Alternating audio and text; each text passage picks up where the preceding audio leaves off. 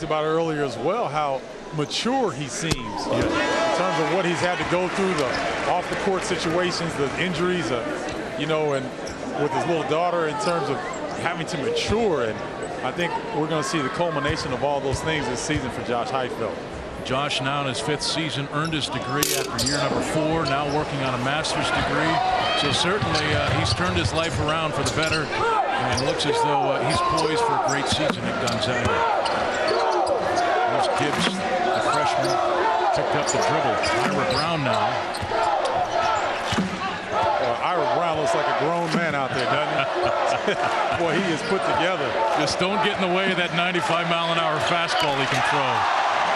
Will Foster with a great entry pass. And the dunk by Foster. We talked in open who was going to replace Huso and Pendergraft. Will Foster hasn't gotten a lot of time in the past, but we may see more of him coming off the bench. And the finish by Ira Brown. Again, a great entry feed in the transition. Bolden to Gray, three-point shot, good. Stephen Gray shot nearly 47% from 3 a year ago. He is deadly now this year from 21.6. Or I'm sorry, 20.6. Pargo with it. He'll shoot the 3. That's off, way off. Outlet to Gray. Move. And now Day, open shot from the wing. That's short.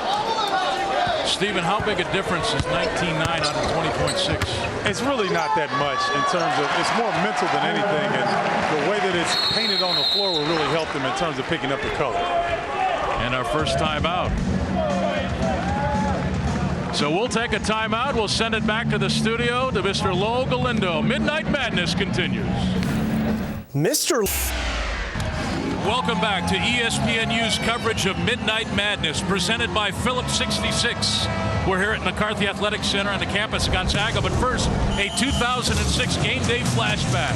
A sellout crowd. Remember the stash. Adam Morrison scored 12 of his final 34 points in the last 3 minutes. Number 5, Gonzaga held off Stanford 80-76. It extended the nation's longest winning streak to 36 games. And for the 9th consecutive year, Gonzaga won 20 games. Adam Morrison, a former All-America at Gonzaga.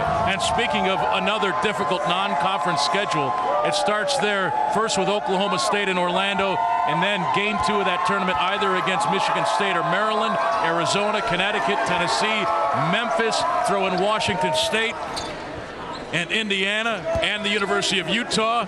Greg Heister along with Stephen Bardo. And Bardo, this non-conference schedule, once again, one of the most